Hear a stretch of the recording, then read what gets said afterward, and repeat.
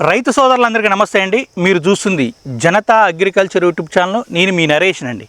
చాలామంది రైతులు ఫోన్ చేసి అన్న మిరప విత్తనాలు ఎలా ఎంచుకోవాలి, ఏ రకంగా ఎంచుకుంటే మంచి దిగుబడి వస్తుంది అనేది కాల్ చేసి అడుగుతూ ఉన్నారు. వాళ్ళందరి కోసం మనం ఈ వీడియో చేయడం జరుగుతుంది.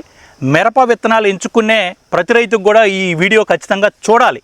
ఖచ్చితంగా ఈ వీడియో నచ్చితే లైక్ చేయండి, సబ్స్క్రైబ్ చేయండి, తోటి రైతు మిత్రులకు ఎక్కువగా షేర్ చేయండి. అసలు మిరప విత్తనం ఎంచుకునే ముందు రైతు చేయవలసిన పని ఏంది? మిరప విత్తనం అంటే చాలామంది ఏది చెప్తే అది ఎంచుకుంటూ ఉంటారు. అది కాదు. మిరప విత్తనం ఎంచుకునే ముందు ఖచ్చితంగా ఒక 5 నుంచి 6 రకాల క్వాలిటీస్ ఉండాలి. అదేంటంటే మిరప విత్తనం ఎంచుకున్న తర్వాత మంచి జెర్మినేషన్ రావాలి. మనకి జెర్మినేషన్ అంటే మొలక శాతం ఖచ్చితంగా రావాలి. మొలక శాతం కూడా మనం 100 విత్తనాలు పెడితే అందులో ఒక 80-85 విత్తనాలైనా మొలిసే శాతం ఉండాలి ఖచ్చితంగా. అలా ఉన్నప్పుడు మనకి జెర్మినేషన్ ప్రాబ్లం రానట్టే. వచ్చిన తర్వాత కూడా మనం నాటుకున్న తర్వాత కూడా మనకి బొట్ట ఆకారంలో చెట్టు ఎప్పుడూ రావాలి. సైడు కొమ్మలతో చిన్న ఆకులతో చిట్టు ఆకులతో మంచి సైడ్ బ్రాంచెస్ బాగా రావాలి. అలా వచ్చినప్పుడు దిగుబడి రావడానికి ఛాన్స్ ఉంది.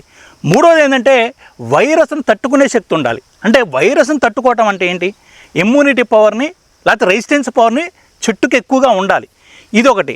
నాలుగోది ఏంటంటే వేరు కుళ్ళుడు కూడా అరికట్టే శక్తి మన మిరప మొక్కలకు ఉండాలి. ఇలా ఉన్నప్పుడు మంచి దిగుబడి తీసుకురాలేస్తాం. మన చెట్టు కూడా గుబురుగా హైట్గా సైడ్ పంగలతో ఎదగాలి. అలా ఎదిగినప్పుడు మనకి ఒక చెట్టుకు వచ్చే 2-3 కిలోల కాయ పడితే మనం అనుకునే దిగుబడి ఒక 20, 25, 30 క్వింటాలో దిగుబడి అయితే ఖచ్చితంగా తీసుకురాలేస్తాం. ఈ రకమైన క్వాలిటీస్ ఉన్నప్పుడు మాత్రం ఖచ్చితంగా ఎంచుకుంటే మాత్రం ఖచ్చితంగా మనం అధిక దిగుబడి తీస్తాం. దీంతోపాటు కాయ కలర్ కూడా ఉండాలి. సైజు కూడా అనుకున్నంత రావాలి.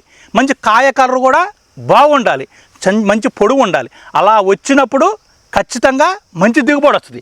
దాంతోపాటు మనం కాయ కోసిన తర్వాత కూడా ఖచ్చితంగా వెయిట్ రావాలి. వెయిట్ అంటే విత్తనాల లోపల మనకు కాయ లోపల విత్తనాలు ఎక్కువగా ఉన్నట్టయితే 60-70 విత్తనాలు అప్పుడు వెయిట్ వచ్చే ఛాన్స్ ఉంది. ఇవన్నీ ఉంటేనే మనం విత్తనం వేసిన తర్వాత ఒక 30 క్వింటాల దిగుబడి ఖచ్చితంగా తీలేస్తాం. ఇందులో ఏది తగ్గినా ఒక వైరస్ని తట్టుకోలేకున్నా, విల్టిని తట్టుకోలేకున్నా, కాయ సైజు రాకున్నా, కాయ కలర్ రాకున్నా, కాయ వచ్చిన తర్వాత గింజ శాతం లేకున్నా సరే ఖచ్చితంగా ప్రాబ్లం పడతాం. ఒక జెర్మినేషన్ అంటే పోతే మళ్ళీ కొత్త మొక్క వేసుకుంటూ వస్తుంది. కానీ నేను చెప్పిన 4 క్వాలిటీస్ 5 క్వాలిటీస్ మాత్రం ప్రతి రైతుకు ఉండాలి.